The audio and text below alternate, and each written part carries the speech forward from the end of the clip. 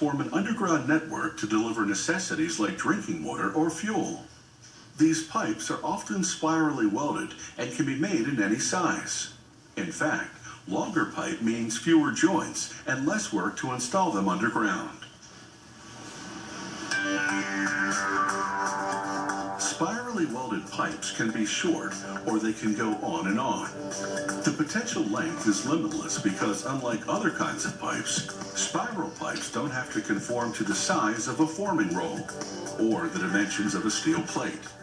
They can spiral weld these coils of steel sheets endlessly. But first, they have to take the kink out of the coiled steel. A machine unwinds it and pushes it between rollers to completely flatten it. A fixed arm then presses the steel against rollers to round it to a precise diameter. And an automated system welds the formed pipe from the inside. A barely visible mantle of powdered flux protects the welding process. Copper-coated steel wire acts as both an electrode for the welding process and as filler material. With the inside weld complete, a second welder device works on the outside of the pipe to give it a double welded seam. A plasma torch cuts the pipe to length cleanly by melting it. In this case, they're making a water pipe that's 6 feet in diameter and 50 feet in length. The pipe then rolls over to the next station. Here, a worker grinds both ends of the pipe to improve the profile. Then it's over to a die. It stretches one end of the pipe to create a slight flare or bell. This will allow it to be connected to the narrower end of another pipe, forming what's known as a lap joint. Next, they cap the ends of the pipe and pump in water to a highly pressurized state. They look for leaks in the weld and confirm that it's watertight.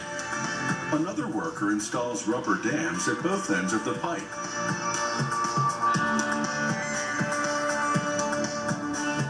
A cement fixture then flows into a long applicator with a nozzle.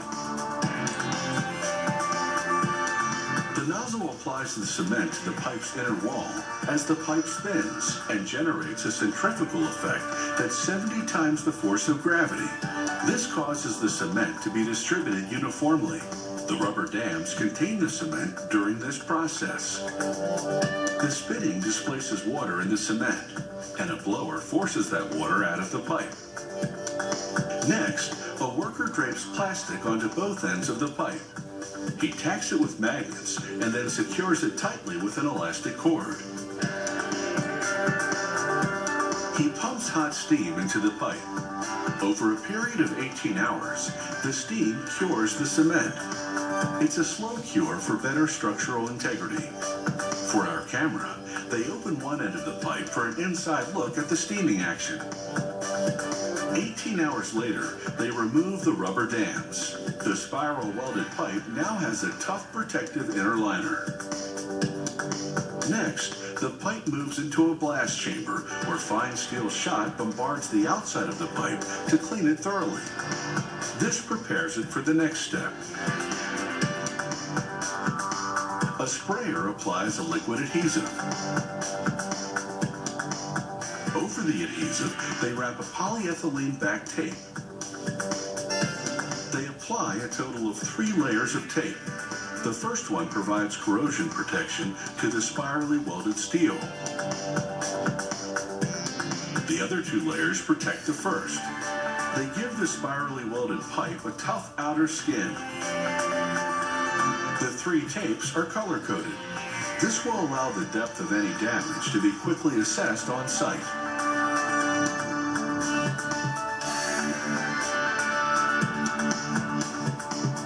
They produce approximately 15 spirally welded water pipes per 8-hour shift at this factory. They should last for a century underground.